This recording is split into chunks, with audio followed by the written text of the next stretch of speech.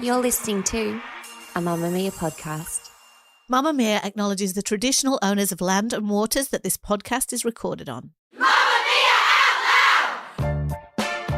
Hello and welcome to Mamamia Out Loud, what women are actually talking about on Monday, the 23rd of September. I'm Holly Wainwright. I'm Leah Freedman. And I'm Jessie Stevens. And on the show today, the former First Lady of America is defending her right to express herself through nudity, which is ace, but defending herself from whom?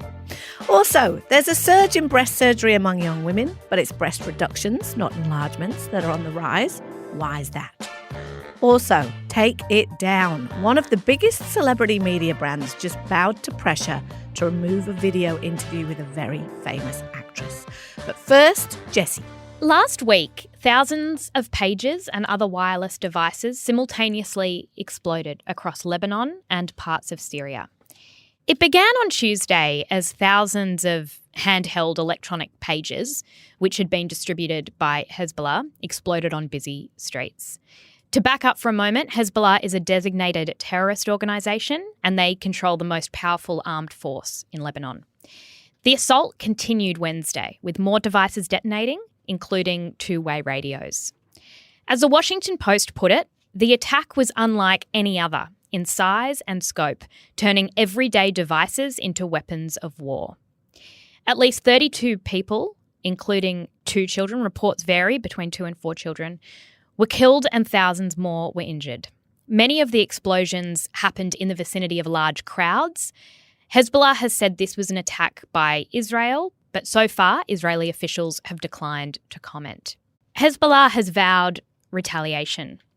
And I found something deeply unsettling in the reporting of this. Over the weekend, I felt as though headlines and even the tone that was existing in a lot of the coverage was as though this was some sort of action movie, as if children didn't make up some of the casualties. And it felt like, and it has felt like this for months, that we're becoming increasingly desensitized to the loss of human life. There's been comparisons to, the James Bond element of it. I was reading one very highly respected publication that referred to it as an achievement. And I thought of the parents of the kids who lost their lives. And if I was in Lebanon or in any part of the Middle East right now, I'd be terrified, more terrified than I was a week ago. So it just served as a reminder to me that regardless of where you are in the world, the innocent human life matters, and we've got to be careful not to get excited or gleeful because there's new technology, because this isn't a video game. These are real people. It reminded me a little bit, that sort of awe is the wrong word, but it's awe at a new technology. In 1990, when the Iraq War started, there was, again, another big leap in technology with drones and cameras being used to drop bombs on targets, which you could then also see. We watched it on CNN and pilots were watching it on their screens. And there were interviews with the pilots after they finished their missions and bombings, and they came off, and these were like pretty young guys, and they were like, it was so cool. It was like playing a video game. And even then, there was a little bit of discomfort in the same way that you say, where it can be really easy to forget that there are human lives. And in the case of what happened with Hezbollah, the targets of this attack were terrorists whose sole aim is to kill other people. So I guess you would say very clearly they were the bad guys, but also civilians were injured and killed. And they weren't bad guys, they were civilians. I think also it's worth remembering that as we're watching this and everybody's talking about how did it happen and pages and walkie-talkies and getting explosives into systems inside people's homes, what it actually signals is an escalation of something that I think obviously a lot of the world is very invested in de-escalation of the Middle East. The Middle East. And so it's not good news for anyone who was hoping that peace was closer, because it's only further away. If anyone was wondering where Melania Trump has been during the past few years, she's been writing her autobiography and also signing a deal to make her own range of Christmas decorations. Thank God. Which is unexpected, because when she and Donald Trump were in the White House, you might remember, hopefully you don't, every First Lady is in charge of decorating the White House for Christmas. And their choice of Christmas decorations, her choice, was very dystopian. It was a lot of black trees, and it was like Maleficent's house, maybe. There was a leaked phone call where she said, I fucking hate Christmas. Anyway, times change. Now we're launching Christmas decorations. But the promotional strategy for her book is what has been rolling out in the most surreal way the last few days with a series of, again, pretty dystopian videos shot in black and white. She really does like that quite severe, very stark lighting, heavily usually filtered, black and white. I think she thinks it's sophisticated because dramatic music. What I've seen of the cover of her book is it's literally just a white. Do you think that's really the no, cover? I don't think It's that is everywhere. really the cover. Well, in these videos, she talks about all manner of things and looks and sounds, well, kind of disconcertingly like dystopian AI. The book isn't actually out for another couple of weeks, so nobody's seen the actual cover already yet. But here's a little bit of a taste of the videos. Writing this memoir has been a deeply personal and reflective journey for me. As a private person who has often been the subject of public scrutiny and misrepresentation, I feel a responsibility to clarify the facts. I believe it is important to share my perspective, the truth.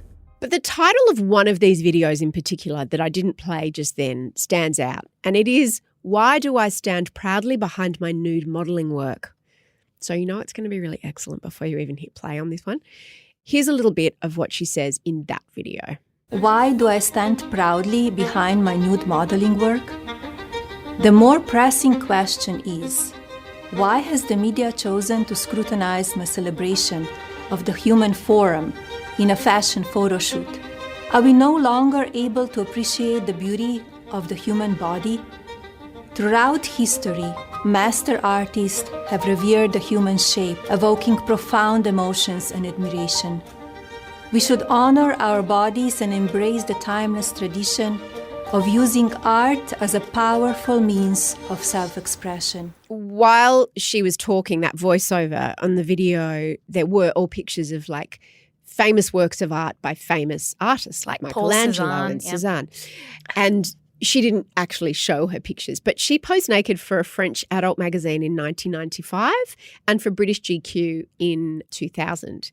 And the modelling photos were highlighted a little bit in the 2016 campaign when the New York Post published several of the nude photos, because of course there is going to be some media discussion about your nudes when you're the first lady or the wannabe first lady, especially when your husband is all about slut-shaming female enemies and imposing traditional roles for women. So we're certainly not endorsing any shaming of anyone for being nude.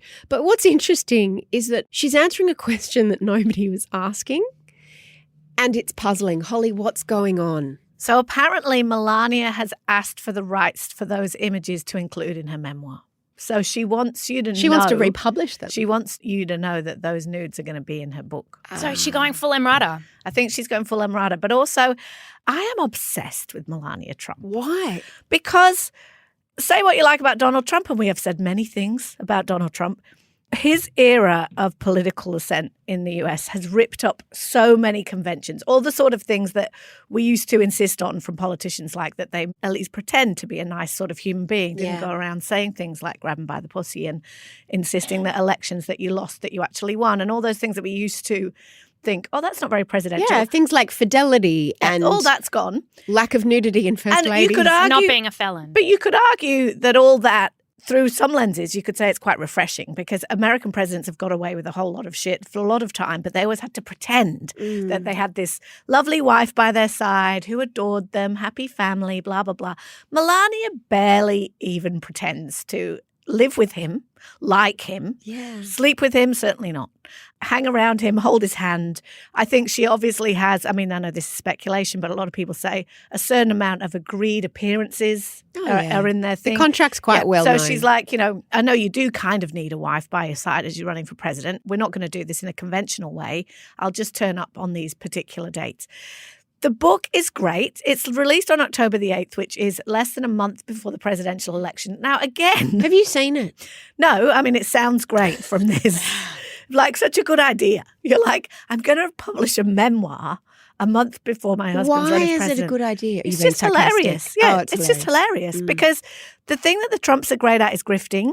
So on her site, you can buy images of her. You can buy NFTs that she's made of like pretty flowers. You can buy Christmas ornaments. You can buy jewelry. It's like working every angle, right? The grifters. Which is not generally what First Ladies do. And I have to say that what I admire in all this, I mean, I don't really admire them in any way, but I admire their complete disregard for convention. Like, for years and decades and forever, First Ladies have had to pretend. She's not pretending. She's just going all out. You say that, but what Melania has done here, which is surprising, is that she's agreed to be a cog in Trump's election campaign. But only if it benefits her and her Christmas ornament business. Do you think she really wanted to write this book? I feel as though they sat down and they looked at Trump's campaign and they went, what we need here is Melania to say something or to stand for something or to contribute to the momentum. Obviously, one of the clips that went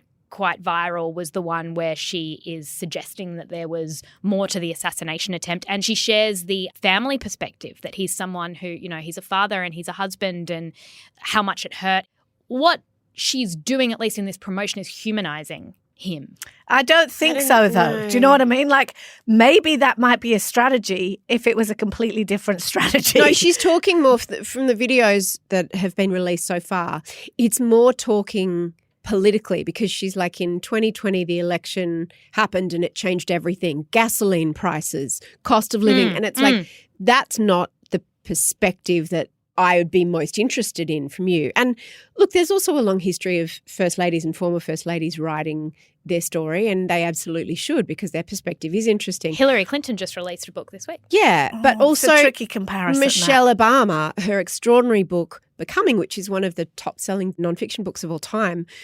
I know what you're saying, Holly, that she's disregarding all of those conventions, which is ironic, her saying, the nude body's fine, when her husband is so sexist and also shaming of women. I'm not sure that all his far-right buddies would agree. That But if you've read Michelle Obama's book, the first Lady of Colour, what she had to do and what she had to not do, like the tiny, tiny, tiny little space that she had, she couldn't say this, she couldn't be that, she couldn't do this, she couldn't show her arms, she had to wear her hair like this, couldn't raise her voice.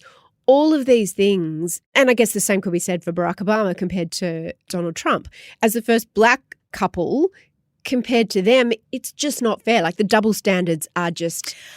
Yeah, but again, it's strange galling. Because, the thing that is interesting about, if this is a strategy to use Melania to remind everybody that Trump has a wife and a family, I don't know that that's really what this does. Like, these very stark black and white talking to the camera about things like that. It's not relatable. The videos I've watched, it's everything from that time I renovated the Rose Garden in the White House to how the election was stolen to the very important role I played in this thing, that thing, to nude photos. Like, they're not saying I love Donald and I love sitting next to him on the couch. It's interesting because I don't know that necessarily, given Trump's position on race that he's been stoking hard lately, that it is that great for his base to be reminded, because you very rarely see Melania speak, right? So when you do, like other women who you don't see talk very often, like Kate Moss, you were saying on Friday, Mia, that when you do see her talk, it's a bit of a jolt because you're like, oh, that's right. And she's from Slovenia, so she has an accent. And I wonder if for Trump's base, that's probably not a good thing. But it's not like Trump and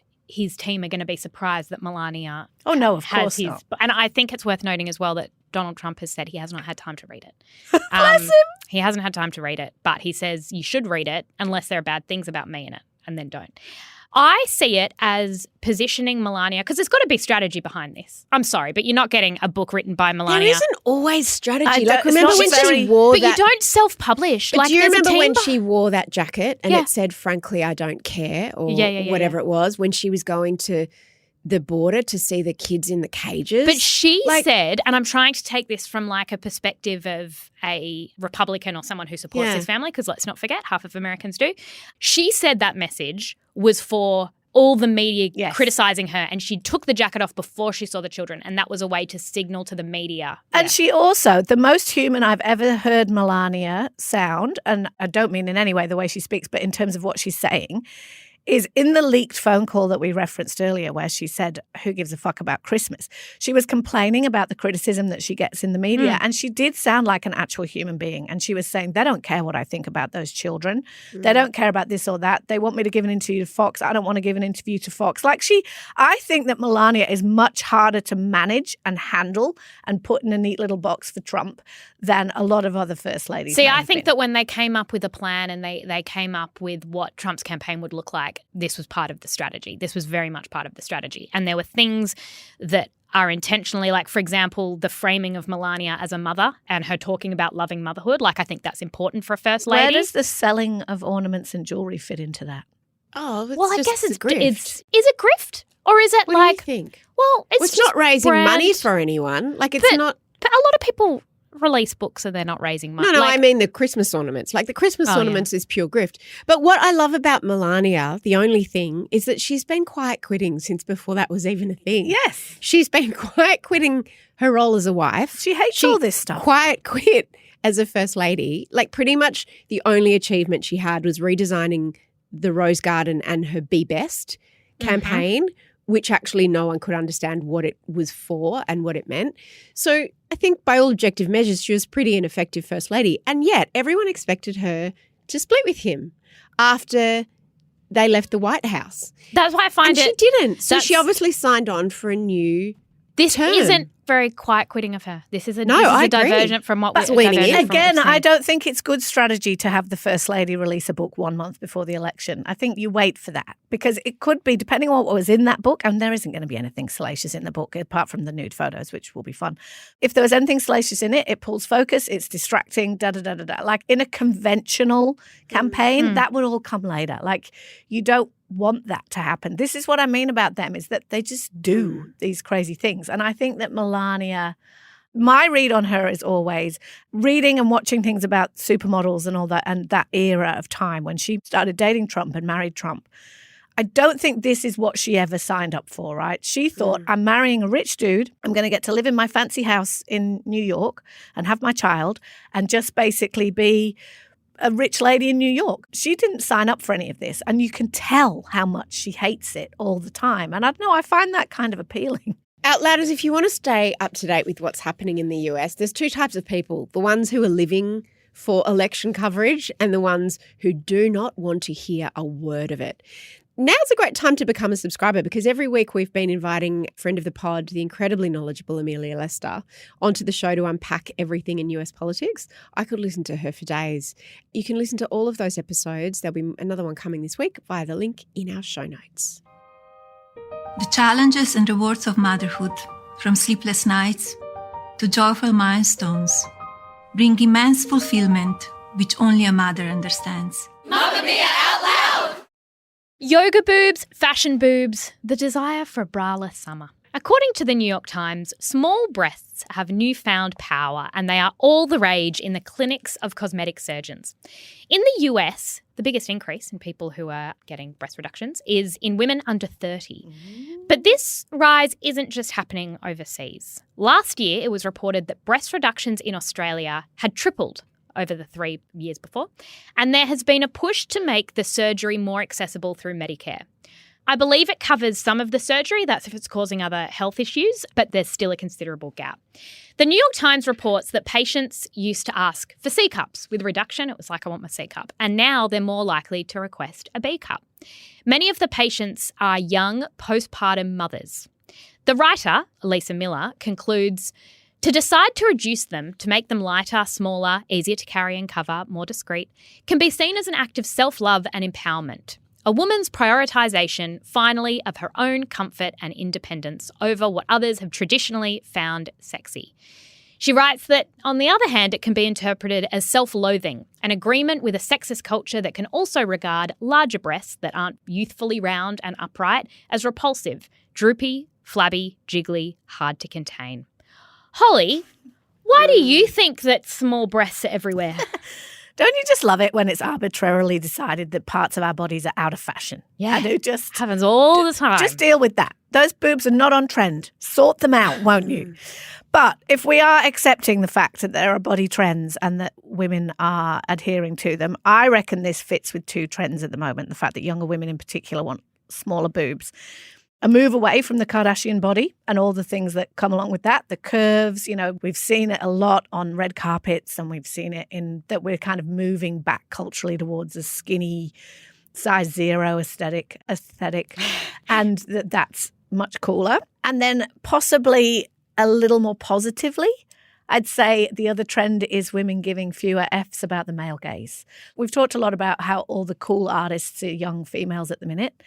And Chapel Roan has this song where she talks about her type and she's like, no, long hair, no bra. And you know exactly what she means. Yeah. There is a cool girl vibe that is very no bra, that only works if your boobs are little. Anybody listening to this who has big boobs, and there'll be many, many women, go, yeah, it would be nice to have little pert boobies that can just hop around with no Under a bra, but singlet. that's not how it works for most of us. The other trend there, though, I reckon, is youth. So, it's definitely. about smaller breasts are code for younger. Because Definitely. often if you've had babies or if you're menopausal or whatever, the shape of your body changes. So there is something, I imagine, like small breasts and the braless thing and fashion is now, the youth have such a hold on all things fashion, which is like, no bras underneath or like the tops with all the cutouts and stuff. You need to have You do. very And small also, but boobies. I also think that if there was anything positive in it, right, is that if women have the financial power increasingly all the time to be able to go, this is the surgery I want,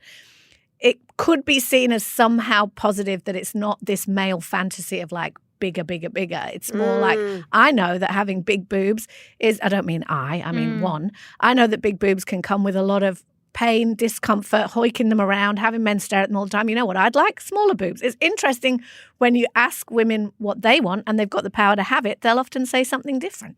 I would love smaller boobs for aesthetic reasons only. Exactly. And models have always had no boobs, right? And for me, it's different. It's not, well, of course, I'm partly influenced by the culture, but also I just don't feel like they're mine because I always had pretty small boobs until perimenopause when my boobs grew and they're now probably a double D. I feel like they're not connected to me, that I don't feel like myself. And your body changes in lots of ways as you get older, whether you've had kids or not. And one of them is, for many women, your boobs get bigger. And I often think that that must be difficult if you've had an augmentation when you were younger, but they don't grow in like a perky way. Even this morning, I did have that feeling of my boobs touching my stomach when I bent over or something. And I think there might have even been a little slapping sound. And it's just, I don't like it. I was watching scenes from Friends because we're doing Friends for Cancelled next week. I was going very deep on Fat Monica. Do you remember the Fat Monica character? When she'd wear a fat suit. She'd wear a fat suit in the flashbacks. That's something that we don't do now. We do not do that now. It was very of the moment. But if you look at photos of Fat Monica, the first thing you'll notice is that she's not fat. The second thing you'll notice is she just has breasts. She has breasts and hips. And I look at Courtney Cox and who she was, and there's a whole thing to be read there about how she was basically a clown and mocked in those flashbacks. But I went, oh, that body in the 90s was coded, even the way that you dressed, the curvy body was coded as fat. And then the Kardashians came along and kind of changed that. But now they're getting everything reversed. I think the other element at play is exercise. So with women prioritizing exercise more than we ever have, whether it's running or going to the gym or whatever, the size of your boobs has an enormous impact on your mobility and how much you can do. I have to wear something called a shock absorber bra under my sports bra. I have to wear two and it cost more than $100. So it's like there's a tax on having big boobs. There definitely is. One of my oldest best friends has really, really big boobs. We used to joke when we were at high school that she was saving up for a breast reduction, right? She never actually got one. She spent all of her life figuring out how to dress, like how to dress around her boobs, what swimwear to wear around her boobs, what bra to wear around her boobs.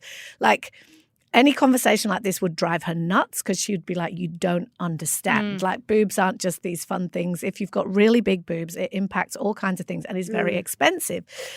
But it's interesting to me that it's always been a bit of a status symbol. Well, certainly back to the Friends era that you're talking about, Jessie, that was the last time it was really cool to be really skinny.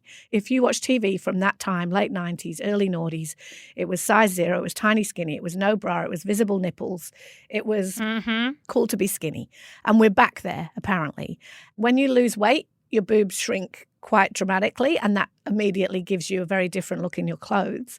But equally, as you say, if you've got really big boobs, it doesn't matter how much weight you lose, you're always going to look bigger. And so because we live in a fat-phobic society that thinks all women should take up as little space as possible, those boobs are really unfashionable, I guess. It's really interesting. Outlouders, tell us, what do you think is the size or the age where you go from having boobs to having a bosom? Because I think I'm at the bosom age and I don't like it. Every Tuesday and Thursday, we drop new segments of Mamamia Out Loud just for Mamamia subscribers.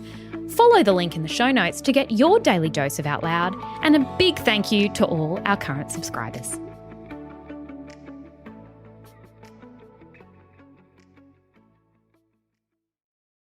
Take it down. Unfair, uncomfortable and sad to watch. People magazine posted a clip of an exclusive interview with Hayden Panettiere last week, and plenty of people said that they shouldn't have. For a bit of context, Panettiere is an actress who blew up in the noughties on a show called Heroes. And almost as soon as her star rose, she became a tabloid fixture. Everyone was looking at her body. She had an on-off relationship. There were rumours of substance abuse, a well-publicised episode of postnatal depression after the birth of her daughter. She surged back into public attention when she appeared on Nashville. We were all obsessed with that. She was the singer Juliet Barnes in a role that echoed a lot of what happened in her real life, right? Oh, good point. I hadn't Yeah, considered addiction, that. And that was a postpartum big depression. part of why everybody was obsessed with her in that part. In 2022, she said, in People magazine, actually, that she had received treatment for alcohol and opiate addiction. She also said that this had dated back to her being a child star. She said that she was only 15 when people on her team started offering her what they called happy pills when she was doing publicity. They were to make me peppy during interviews, she said. I had no idea that this was not an appropriate thing or what door that would open for me when it came to my addiction. Fast forward to last week. After quite some time out of the media, she gave an interview to People, and in it she talked about the loss of her brother, who died last year from complications caused by an enlarged heart. Here's a little bit of that interview. Losing my little brother, there's nothing like, he was my only sibling, and he was my younger sibling, and it was my job to protect him. And when I lost him, I felt like I lost half of my soul. I remember saying to somebody, and it hadn't even been a year, and I was like, don't ever expect me to get over the loss of him. It immediately attracted a lot of criticism for people saying, poor Hayden, obviously not sober, do better, people. I'm shocked that this is posted. It's uncomfortable and sad to watch. Can you describe how it looked, Hol? Because you could listen to that and you could go, oh, that doesn't sound so bad. Maybe But she just sounds how emotional. did it look? Well, it's a relatively close cut of her face. The way I would describe it, she looks quite blank, Also, her eyes are half eyes are closed. They quite keep closing. glassy. The noise got so loud that she's had to release a statement. She said, I'd like to take a moment to address the controversy. It's unfathomable, but that I have to. Then she talks about the fact that she was exhausted. She said she hadn't slept for 2 days due to one of her dogs who was recovering from a surgical procedure. She said her rep stopped the interview early as it became obvious that I was fading, especially as the subject matter became heavier. We asked the interviewer if we could redo it another day or do a follow-up interview on Zoom. She assured us it wasn't necessary and that she felt it was an emotional and heartfelt interview. We were also told that they would edit it and it would be a beautiful piece. She's worked with people lots of times, as we've said. She also said grief looks different on everyone. Whether or not I'm on medication is none of anyone's business and is between me and my doctor. I'm doing interviews to promote my new film because I'm proud of it. The real issue here is the toxicity of social media and a news cycle driven by clickbait. As we record this show, the interview is still up on people's socials, despite growing calls for its removal. Jessie, should it stay? On the cover of People magazine, it's a picture of her looking really great in this picture, and it comes with the text, "I'm starting to feel like myself again." So people probably knew that there was going to be a stark contrast between what she was saying and how she was coming across. I do think that speculating about what she was potentially on isn't very helpful, because I also know that there are a lot of medications for mental health issues that can have those same side effects, because she was slurring, she appeared a bit foggy. And I mean, I've had that experience if you're trying to get your dosage right or whatever. The people I look at in this story and go, what were you thinking? I just have people. It's like there should be people in the room looking out for you. And within 5 minutes, if it's not going how you want it to go, pull the plug. If she wasn't feeling great in the days up to it, pull the plug. But they clearly didn't do that until it was too late. Yeah, I'm really torn about this because you know what I think about, it's not the media's role to protect people who are wealthy and famous, and that's not the media's job. It's not to be their publicist. It's not to be their mother. Especially when they want to speak. And this is the massive difference with Andrew O'Keefe, which we were talking about last week, is that he's not saying, hey, listen to me, give me a microphone. He's being, stalked by paparazzi. This was... She was fully consenting, I'm ready to sit down and talk. She's on the publicity trail for this new comeback that she's done where she plays a character who tries to save a child who's been abducted. But where the tension is for me is I watched the whole interview, and not all of it was about, her point was that it was a heavy subject matter. That's why I seemed upset. I watched the whole interview, which was more than 10 minutes, and it covered a whole lot of different things. She talked about her child. It's a very sad story because when her daughter was 3, Kaya, Hayden went into rehab, and she'd already split from the child's father at that time. He was a hockey player, professional athlete, and he took custody. And then she ended up losing custody, and she said she did a red table talk with Jada Pinkett Smith and said, I thought it was just going to be temporary, that she was going to go and live with her dad, and then it ended up being permanent. And so now Kaya lives not in the Ukraine but in Europe, and has done, I think she's about 9 or 10 now. And Hayden talks about her also in this interview in a lovely way as a mother, but clearly a mother who doesn't live with her child and isn't intimately familiar with her child's life and what's going on. So that's all just a bit of context. And it's true, I went back and looked at some other interviews that she'd done in the last few years, and she does speak slowly, but this was different. Again, the tension in it for me is they did some cutaways to vision and photos that they'd done in this shoot before the interview, because she said in her statement it was an 8-hour shoot and then I did the interview, right, which tells you a lot, right? Let's talk to someone for an hour at the end of the day, but we're going to spend 8 hours photographing them. And that if you hadn't have listened to what she was saying and you hadn't had seen that video, she looked immaculate. She looked glamorous. She looked beautiful skin. She had glamorous hair. Like, again, what is the media's role? To help make this artifice that she's completely fine? To me, this interview is just filled in some of the nuance that recovery and grief is not linear. It's not, as we saw with Matthew Perry, right? Like, the trouble is when you're famous and you have addiction issues, you need to have the redemption arc of, I was addicted and now I'm not. And that's what Matthew Perry had with his memoir and his sort of comeback. That's not how addiction goes. And it's often not. Sometimes it is, but it's often not. And yet that is the only narrative that we will accept. And so it turns out that Matthew Perry was not sober when he was promoting that memoir. He was already back, addicted to ketamine and taking drugs and spiraling back into addiction. But he was out there talking about it kind of being behind him, because that's what we insist on.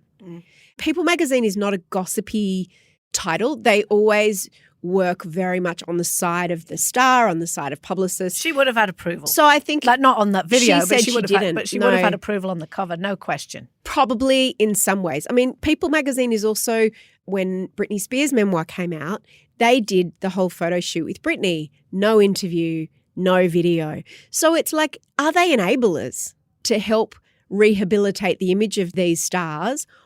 Or are they? It's a fine line. Yeah, because it's interesting. When I used to work and I don't know the answer. in Gossip Mags, if you wanted the interview, with the redemption arc of I used to have postnatal depression or my marriage broke down or whatever, you absolutely agreed to picture approval. They would have 100% agreed to picture approval. That's why the image on the cover looks so perfect. Video and audio and releasing the video and audio has changed that game, right? Because it's very unlikely that her people had approval of that. If they had, then a massive miss to let it go out. Because this was probably inevitable, the way that we pick apart. Well, they would have been in the room when the interview was happening. They would. That's what I can't understand. Why you wouldn't jump up and say, can we stop? I agree. Well, she says that once the cameras are rolling, that then becomes a thing. but she says that her people did stop it, but that they were assured by people that they would handle it all sensitively. As Mia says, it's not in People magazine's interest to gotcha celebrities because they are the mouthpiece. They're the mouthpiece for Harry and Meghan because they're generally friendly. They offer approval. They work very tightly with Hollywood agents. So kind of like the Women's Weekly used to be. It's interesting that this was allowed to go out. Would you have published it? You do a no filter with someone and this is how No. I mean, this is complicated, but they come and they're slurring or they're not their best selves. Would you publish It's it? really tricky because occasionally I have not published a no filter. There have been about 2 times when I've done that to protect the person because I didn't think they were in the state to do the interview. But they were not big Hollywood stars with publicists and teams who had conspired, makes it sound sinister, but who had participated in an 8-hour shoot and was publicising a movie and contractually obliged to publicise a movie. It's interesting to know also who wants her to come back. She probably wants to come back. She's got to earn money. Yeah. She's got to earn money. She hasn't earned money in a long time. It's just one of those heartbreaking stories that I don't think there is a bad guy in this. I think it's, it's a story about addiction. It's like Britney Spears. If you go and look at Hayden's Instagram, again, I don't know if she's publishing it. She doesn't publish video. She only publishes stills. But the captions are eerily reminiscent of Britney Spears. It's like that very childlike way of talking. Doesn't sound like a grown woman who's in control of what's going on in her life. I think the fact that there was such a pushback on people shows increased media literacy, shows increased understanding of mental health and addiction, and shows that the narrative from a different generation about the fact that, say, Britney Spears, for example, was a victim. So what are we saying? We just want the fake. I think people think it's exploitative. If somebody is not in the right frame of mind to be able to do that, to show that to everybody is exploitative. Whether or not it is, I'm with you. I'm kind of on the fence about it. Showing reality is exploitative. Well, it also shows the massive gap between, as you've brilliantly expressed, the massive gap between the image that's being presented. But then don't we all want to put forward our best image a lot of the time? I don't mean necessarily literally, but do we all want everybody rummaging around in all our dirty laundry? How much agency does a 35-year-old woman with a team of managers, agents, publicists, wardrobe, hair and makeup, personal trainers, how much agency and responsibility does she have to take for, you know what, guys, let's do the interview at the beginning of the day, or I'm just not going to do this. And, I've been on shoots.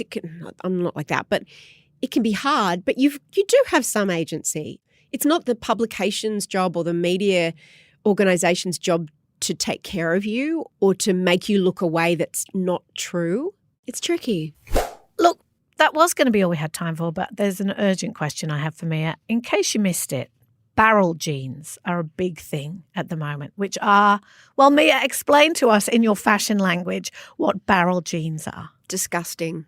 They are hyper wide leg, but not just wide leg jeans in like a normal wide leg way. They kind of almost balloon out, don't they? So They imagine remind you've me- been riding a horse for 100 years. Yeah. You know when you stand on like an air gust and like you've got jeans on and it makes you go poof out at the knees and you look really silly? Yes. Yeah. Like that. So if you're standing straight with your ankles together, imagine an oval shape from your hips to your ankles. Yeah, like you're standing in a oval. circle. Yeah. So kind of. And the thing that I want to know, Yeah. because apparently, so in case you missed it, everybody, they're a big thing. You'll look around and you will see them. But Mia has not yet embraced this trend. Now, No. we know that Mia jumps on most trends. Last week, we did post those ridiculous see-through socky jewelry things she was wearing. So pretty. A lot of people just said to me in my DMs on Instagram, like, WTF. One person said, please, Holly, stop referring to Mia as the fashion person because her style is appalling. But why have you not yet worn these jeans? Because I think they're repulsive. How long do you think you're going to think that for? Well, I've been looking at them, never once been tempted. Because you're right, I often will think, oh, that's a look that I will never wear, like socks, for example. And now, look at me go. My eye is very suggestible, and I will usually adapt to whatever trend is out there because you see it enough times and it looks good. But I think it looks terrible. And I was thinking that maybe it's because we work with a lot of sort of cool younger people here at Mamamia, and none of them are wearing them. So I think maybe if they were all wearing them, I'll just find myself dressing by osmosis, right? Whoever's around me, I'll start dressing like them, except for you. Isn't this maybe it's for us just a US thing, right? Because they're going into fall. Barrel jeans have been around for more than a year, and they seem to be getting bigger. But some people said that they look like wearing balloons on your legs. I think they're incredibly unflattering. But having said that, I don't think wearing flattering things, because what does flattering mean anyway? Flattering is just a subjective idea, although to some people flattering means skinny. Doesn't to me. But I just don't like the way they look. I think Outlanders, wear what you like. We're going to put a picture of barrel jeans on our Instagram feed, and I want you to tell us whether or not you think Mia should do this. I think all it would take actually is for Dolph, our very cool social media producer, to come in a couple of days wearing barrel jeans, and Mia will be in them. She'll probably have them in every different shade. I'm really scared that they're going to start looking attractive to me. I need to hold this line because I don't have many lines that I hold. Outlouders, that's all we've got time for on this Monday. Thank you for being here with us. We will be back in your ears tomorrow, of course. And a massive thank you too to our fabulous team for helping us put this show together. We'll see you then. Bye-bye. Bye. Shout out to any Mamamia subscribers listening. If you love the show and want to support us as well, subscribing to Mamamia is the very best way to do so. There is a link in the episode description.